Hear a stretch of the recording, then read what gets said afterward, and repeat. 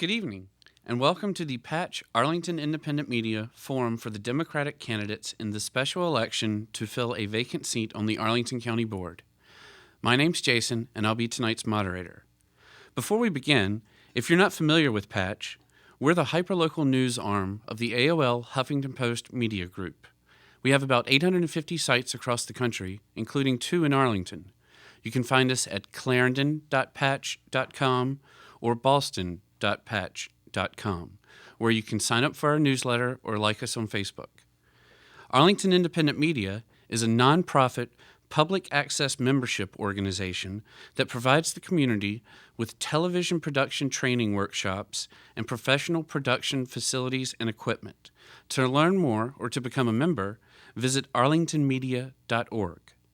If you missed part of tonight's forum or would like to see it again, AIM will rebroadcast the program at 11 a.m. Saturday, 8 a.m. Sunday, and 9 p.m. Wednesday.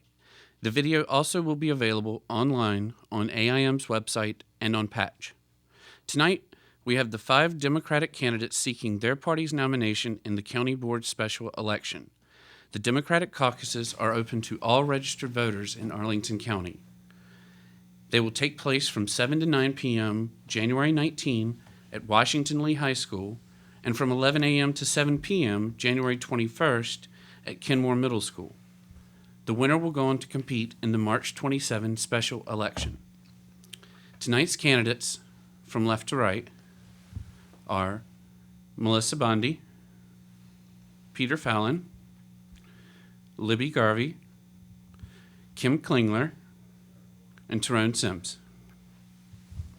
Each candidate will have 1 minute, 30 seconds for an opening statement, and at the end of our program, each will be given 1 minute, 30 seconds for a closing statement. We'll rotate who gets to answer first. Each candidate will have 1 minute to respond to questions. If anyone directly or indirectly mentions another candidate in their answer, that person will then be given 15 seconds to respond. And now, if we're ready, let's go to the opening statements. Ms. Bondi, if you'll go first. Good evening. My name is Melissa Bondi. I'm running for the county board because for the last 12 years, I've loved working with people in our community to bring our voice to decision making. I've been the neighborhood conservation rep and the president of Lion Park, working for 5 years on the day-to-day issues that face every neighborhood, from streetlights to traffic calming. I've been a Civic Federation delegate since 2004, and I've worked on countywide committees to provide new support for seniors, to help make our streets safer, and to provide Arlington's first formal response to climate change. As chairman of the Housing Commission, I've worked on some of our most important landmark policies and helped to preserve hundreds of affordable housing units across Arlington and in my neighborhood. In all of these roles, I've learned that some of our most important conversations and our best ideas start in neighborhoods. And I've led community efforts to tell the county board what we need and how they should respond to our needs. As your county board member, I would focus on preserving our diversity and making sure we have more affordable housing choices across Arlington. I would work to support our school children and make sure they'll have all the resources they'll need to succeed. I'll also focus on our core services, from transportation, public safety, infrastructure, and maintenance.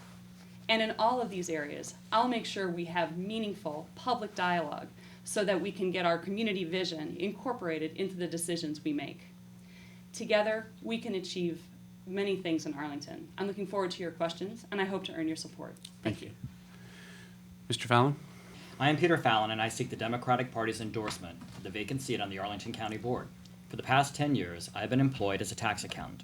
Like many others, I made time to get involved in Arlington during the past 25 years. I served as the Civic Association president in Donaldson Run for over a decade. I have served on the County Planning Commission since 2004, acting as chair in 2009, chairing our zoning committee and many long-range planning processes. For the past 2 years, I have been the liaison to the county's Affordable Housing Commission. Also, I served for 3 years in the Transportation Commission. I have chaired or been a member on a wide array of county-wide and neighborhood-level task forces. I have the essential first-hand experience on the broad range of issues facing both our high-density metro corridors and our established single-family neighborhoods. I know where Arlington works and where it needs improvement.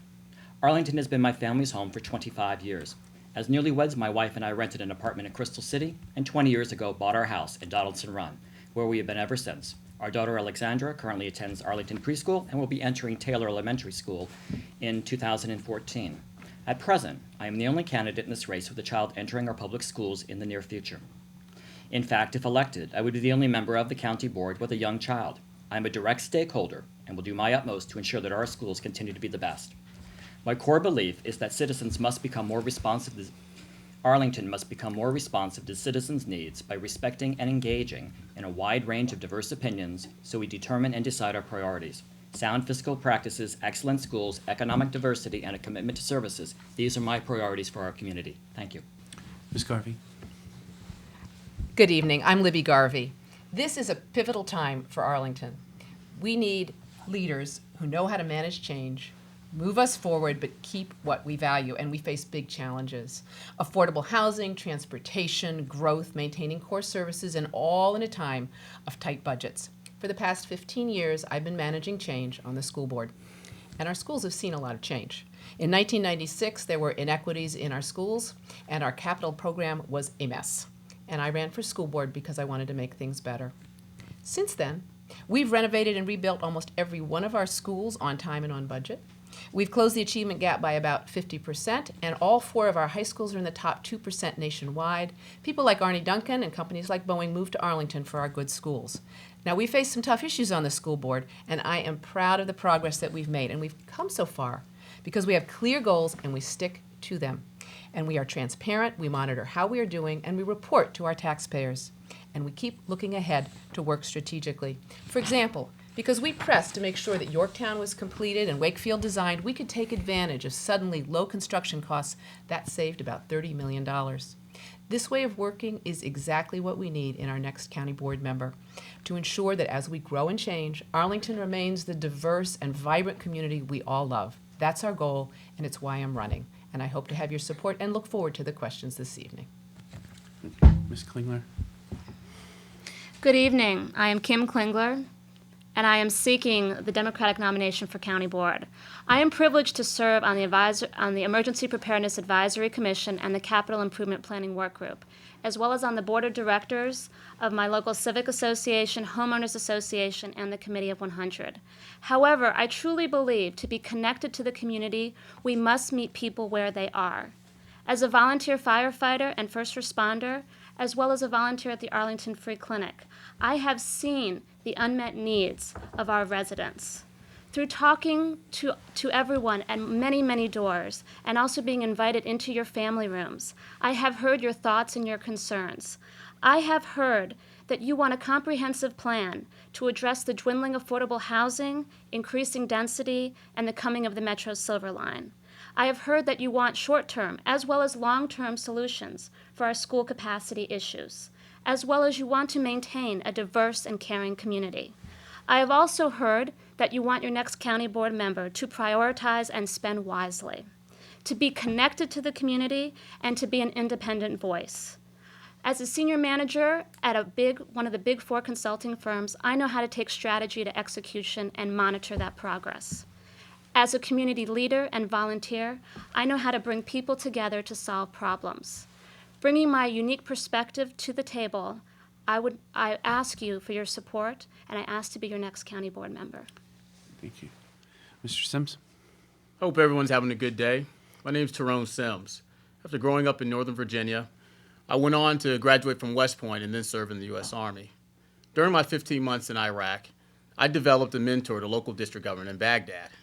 I greatly appreciated being amongst the people, visiting the schools, going to local businesses, walking the streets and talking with people, even sharing meals and tea with local community leaders. I truly loved this form of service, assisting private citizens and realizing their visions and dreams for their communities and their children. Now, I wish to continue that same form of service here in Arlington. With my experience of bringing people and communities together, along with my systems engineering background, I intend to foster an environment of community activism and collaboration.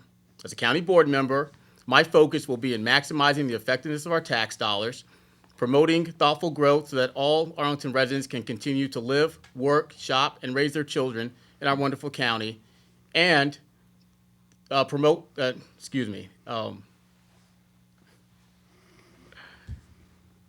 and improve the collaboration between Arlington County government and Arlington Public Schools. I thank you for your time. I look forward to the questions that will be coming later. Thank you. Thank you. Okay, first question. We'll start with you, Mr. Fallon. What's something in your background or that you have that's currently missing from the Arlington County Board?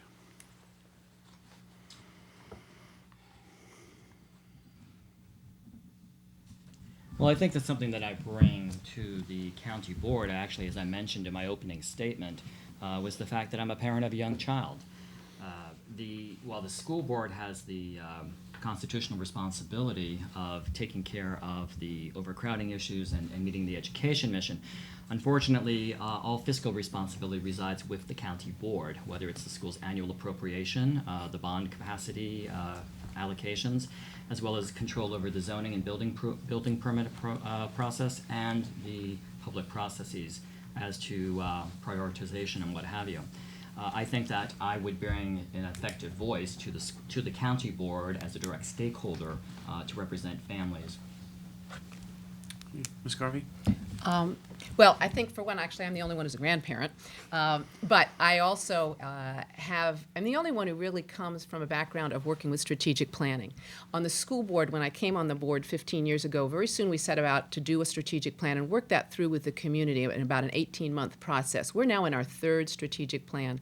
And I have really had a lot of experience and learned quite a bit about how important it is, first, to work with your community to understand what is so important, what is most important to them, set really clear goals, and then set metrics so that you understand if you're meeting those goals, and also work constantly to monitor how you are doing. That way of working sets up a culture of constant improvement, and I think it's extremely important that we begin to set very clear goals and priorities, because we're entering a time of, as I say, growth and change. We have a lot of exciting projects, but we have not set priorities about what is more important than what, and we need to do that. We need to be clear so that we're strategic about where we're going. We know where we want to go, because if we don't know where we want to go and aren't clear about it, we won't get there. Thank you.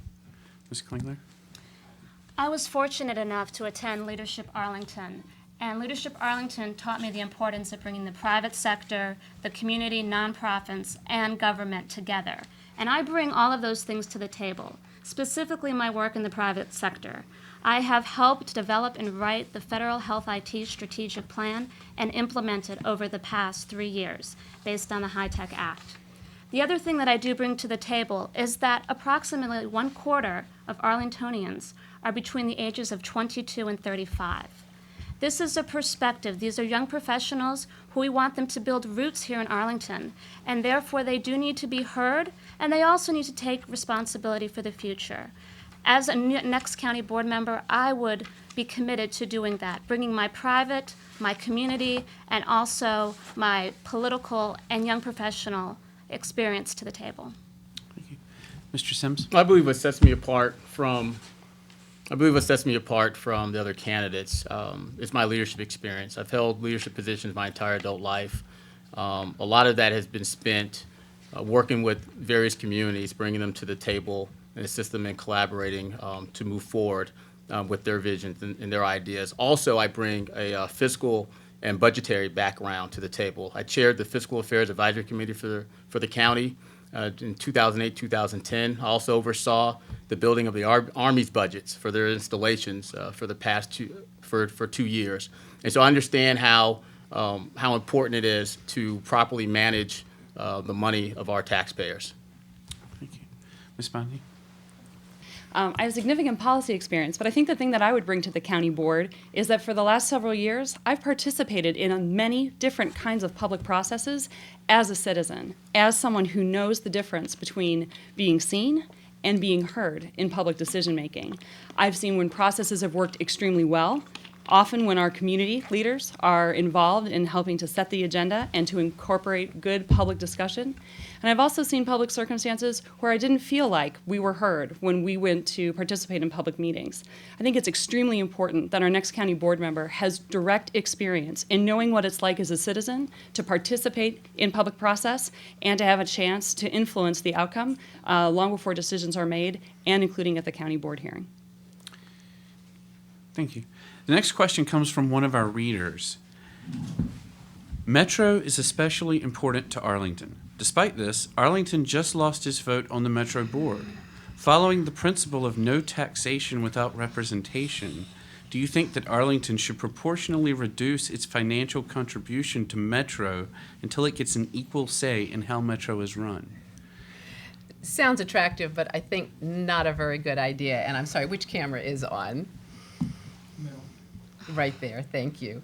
No, I think what we need to do is, the metro area still depends on Arlington, and I think we need to work very closely with the area around us, with our colleagues in the Council of Governments, with our colleagues in Fairfax and Alexandria, and actually with our colleagues in the legislature in Richmond. And this is something that I will bring and I'm looking forward to doing. I have developed over the last 15 years extensive networks working closely with people on the Council of Governments, people in Fairfax, Alexandria, and in the legislature. And I think lately what I've picked up in talking to business leaders and legislators is that the county board has not been doing a great job of winning friends and influencing people in the region and in Richmond. And because given the where we are now, I think that is extremely important to really start to make ties and establish trust and a sense of communal responsibility and dependence, which is what we have. And that's how we need to work moving forward. Thank you. Ms. Klingler?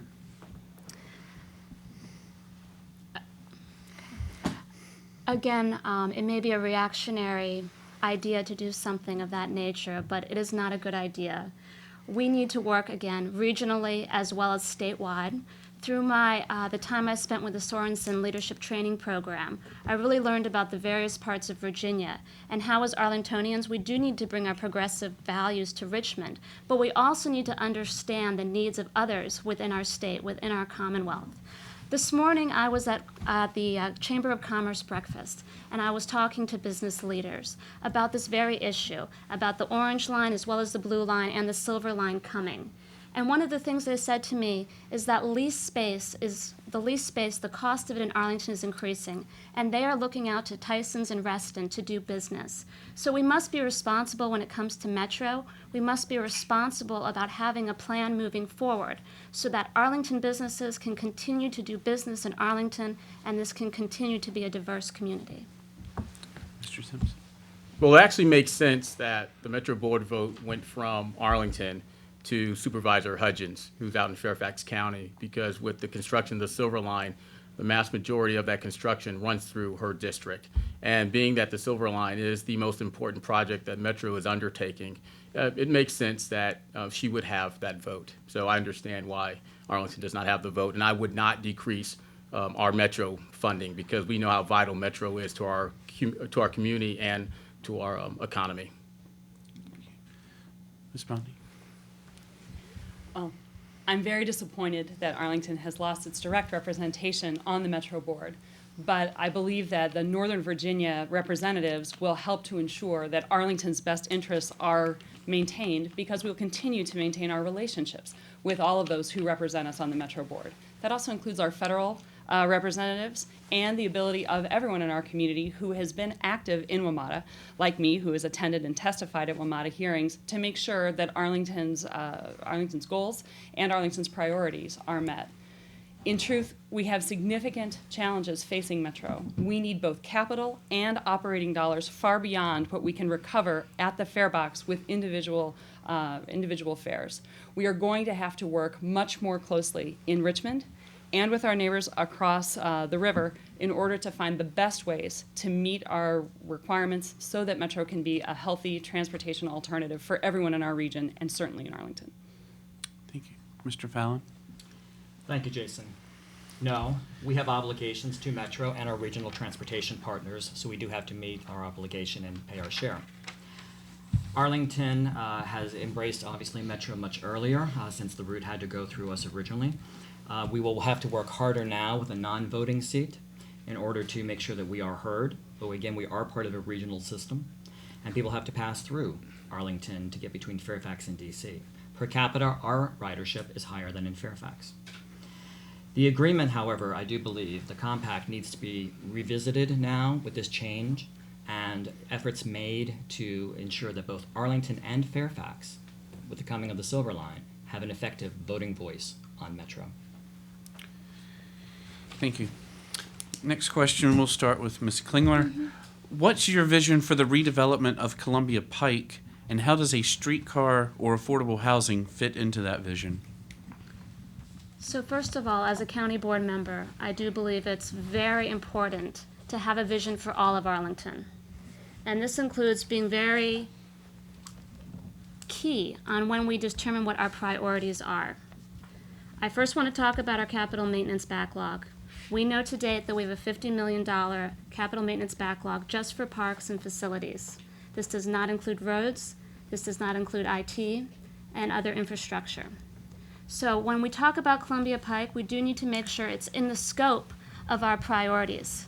We do need to look at Columbia Pike as trying to move more cars, and not necessarily cars, let me take that back, more people through the pike. And we need to do this in a very smart manner. Whether or not that is a streetcar is yet to be determined. If it were to be a streetcar, it needs to have connection points with hard rail as well as hubs for bicycles, for cars, and for other modes of transportation.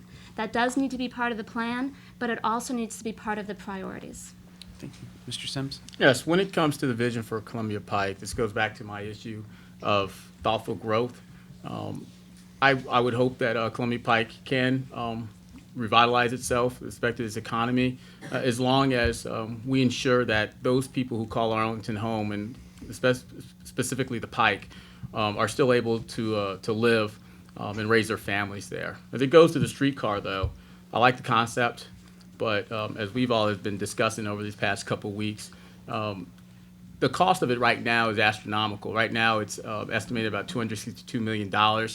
That's about $52 million a mile for 5 miles of rail. Again, nice concept, but we have other priorities that we need to make sure we take care of, and right now I don't see the streetcar being in the near future. Thank you. Ms. Bondi? My priority and my vision for Columbia Pike is the community's vision for Columbia Pike. Over the course of the last 10 years, in ongoing processes, the Columbia Pike corridor has, and the people involved, have looked at how to revitalize their commercial areas through the form-based code, and now are looking at a land use and housing study to make sure that we can preserve existing affordable housing, come up with new tools in order to create new housing choices, and also to ensure more affordable home ownership across Columbia Pike. I strongly support these goals, and I'm looking forward to seeing more of the recommendations that come from the public process on affordable housing. It's clearly a priority for preserving our diversity. In terms of the Columbia Pike streetcar, I do support transit alternatives that will help ensure that we can meet the growing demand that is surely to come between Fairfax, Arlington, and down into Potomac Yard. The Columbia Pike streetcar, as proposed, would link regionally our job centers and help Arlington residents to get to their daily needs while also helping the environment, and I do support it. Thank you. Mr. Fallon? Thank you. The Columbia Pike development the last decade has been driven by or guided by the community's form-based code vision. In the last few years, we've seen a number of projects on former commercial sites come in, and it has brought new residents in and new retail. That process will continue.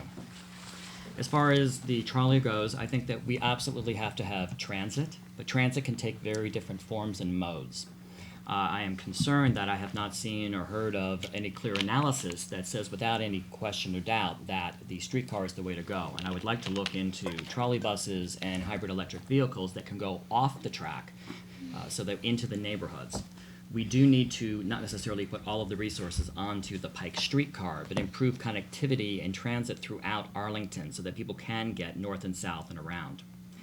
The county's own housing study consultant concluded that the average rents would increase along Columbia Pike by 30% as a result of the streetcar through gentrification, and that is where the concentration of our market affordable housing is currently located. Thank you. Ms. Garvey? Well, I think the Columbia Pike corridor is actually crucial to keeping Arlington the vibrant and diverse community that we love. And I think the major areas are transportation and housing, and actually small business. I think small business is the backbone of this community. We need to make sure that we are keeping small businesses as we continue to grow and develop. Affordable housing here is huge. There is a large stock of affordable housing that is starting to age out, and we need to be very proactive to make sure that we do not lose that stock of affordable housing so that we can continue to have people afford to live here. When it comes to the streetcar, I think the increase in cost clearly indicates that it's time to take a fresh look at this. We need a clear cost-benefit analysis. When I first came on the school board, we were having a lot of trouble with increases in our costs of our buildings, and since then we have been building them on time and on budget. I think that is a background that I can bring that would be very helpful in the discussion about the streetcar. Clearly we need some kind of transit there, but exactly what, I'm not sure. All in all, we need a candid discussion of our priorities. Those are the major issues. Exactly how to implement it, we need to work with the community to work that so we keep Arlington, the Arlington we love. Thank you. The follow-up is on affordable housing, and we'll start with Mr. Sims. A little bit more about affordable housing. How do you balance the need for affordable housing in Arlington with homeowners' desires to protect and maintain and increase their property values?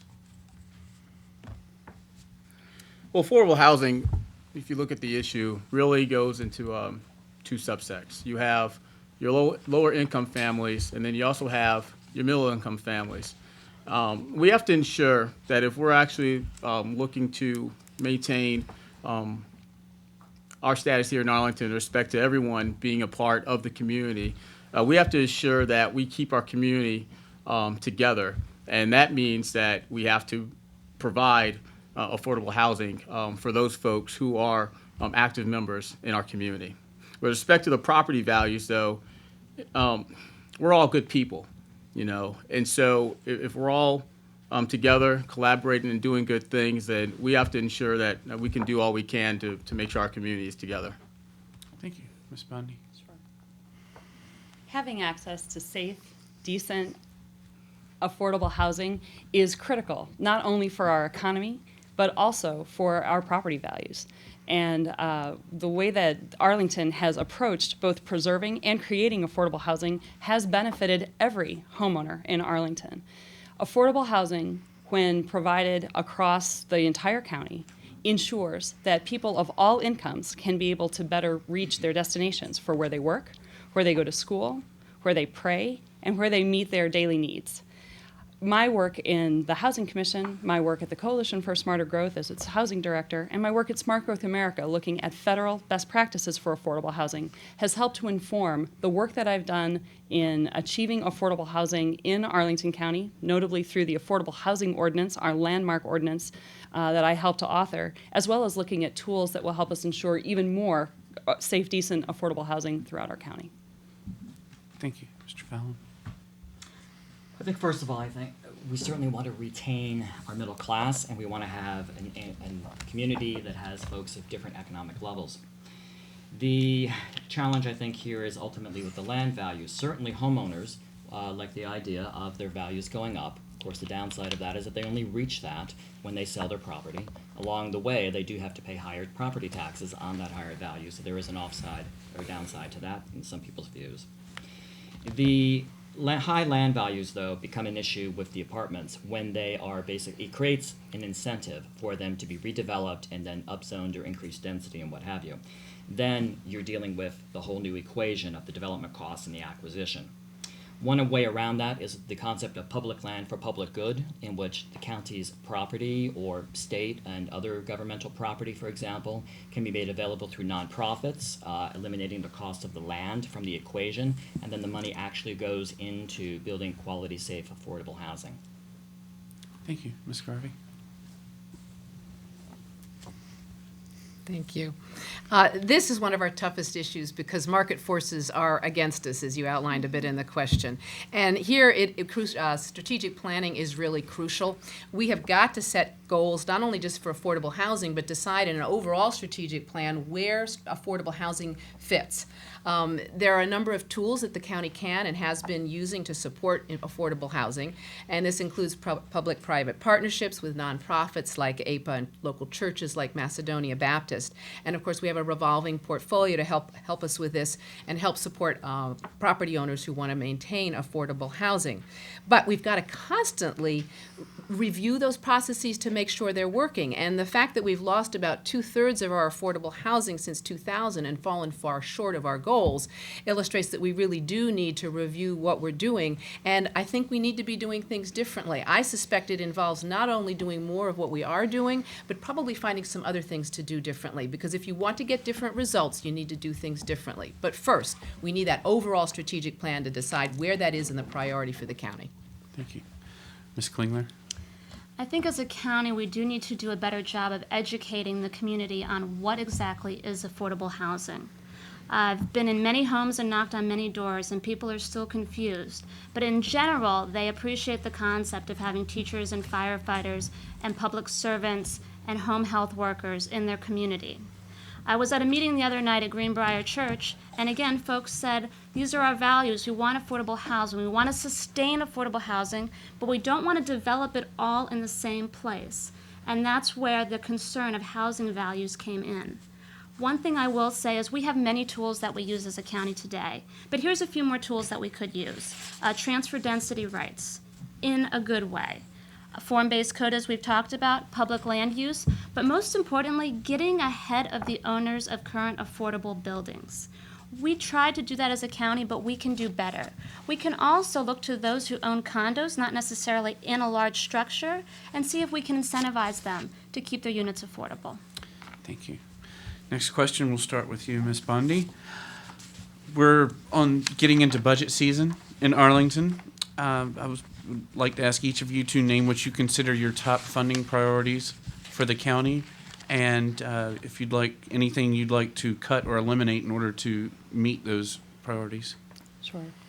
So I'll start by talking about what my priorities are on the budget side, and then I'll talk about priorities on the capital side. In terms of our operating budget, for the last 3 years, trying to work through the recession, Arlington County has increased its funding for both affordable housing and for the human services safety net, making sure that we are meeting pace with the increase in demand of Arlington residents. And I would continue to support that as we find that there is increased need. That would be my number one priority.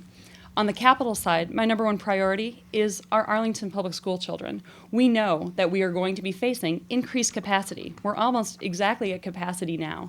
I'm looking forward to seeing what the Arlington Public Schools public process brings forward in terms of recommendations and scenarios, so that as a community we can work through and figure out the very best ways to invest good capital so that we can start to help meet our school children's needs.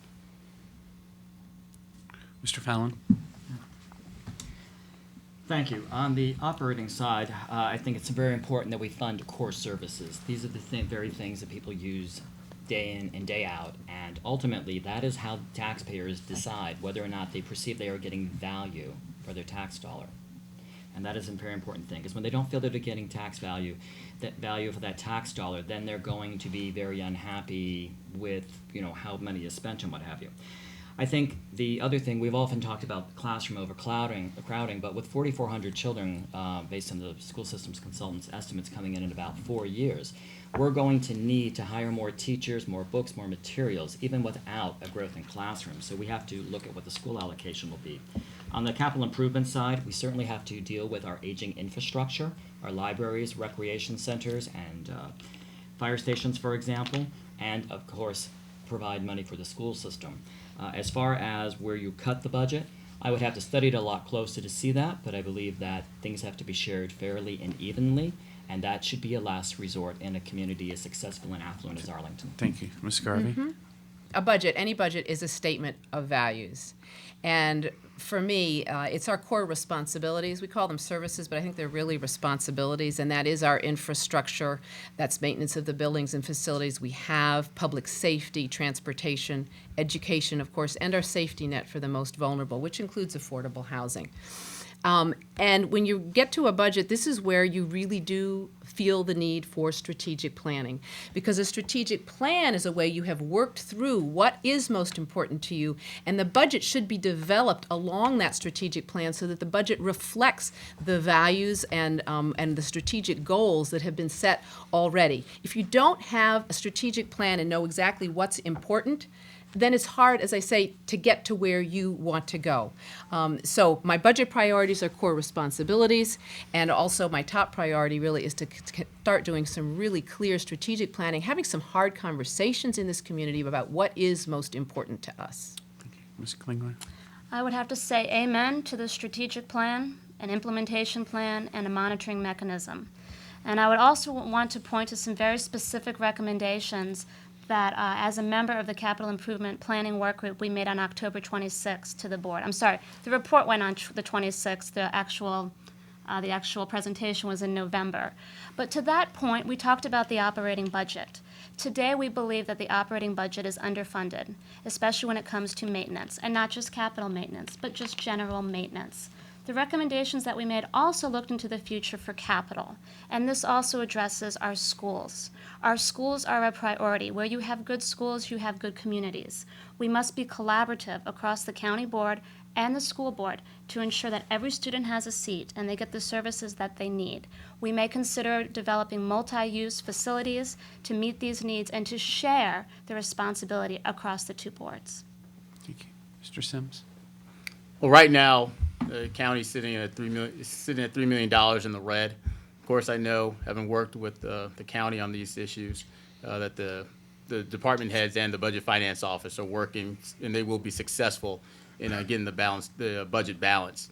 Saying that, though, as a county board member, what I would do to make this process much easier, because right now they are seriously working hard, would be to institute budget forecasting so that we can better prepare as we move down into the budget process to make the needed adjustments when we have to. The other thing I also would do is improve our procurement process. This would assist us in maximizing the effectiveness of our tax dollars, and get more bang for the buck. Thank you. And now I believe we're moving to closing statements. And so we are going to start with Mr. Fallon. You have a minute and a half. Thank you. In my advisory role as a commissioner, I have always voted my conscience after studying an issue in the context of what is best in the interest of the Arlington people, and after evaluating the community benefits to be achieved. My deep experience across many policy areas makes me the qualified and substantive candidate in this election. There are areas of county policy that I do not fully agree with. I have voted in dissent as a commissioner many times. Why? Because I believed it was the right thing to do, and that all points of view, not just the loudest, deserved consideration so we could get things right. I know that compromise is a necessary part of achieving consensus in a divided community. We cannot continue with a culture of winner takes all or trust us, we know what's best for you. Our leaders need to take ownership of decisions and recognize accountability for the consequences of those decisions. I don't sweep problems under the rug or ignore the elephant in the room because of politics.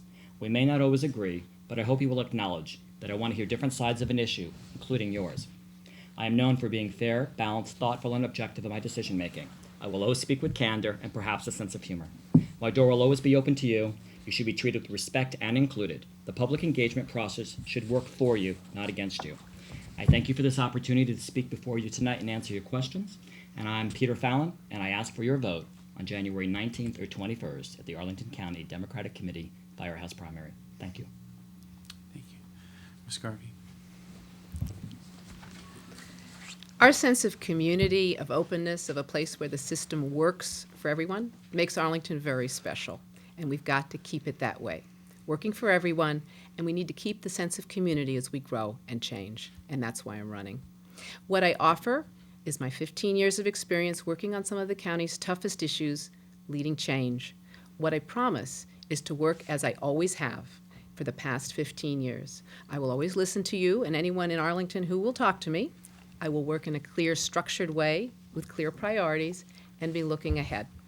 I do not expect that everyone will always agree with me, but I do expect that everyone will know the information I used to arrive at my decisions and how I arrived at that decision.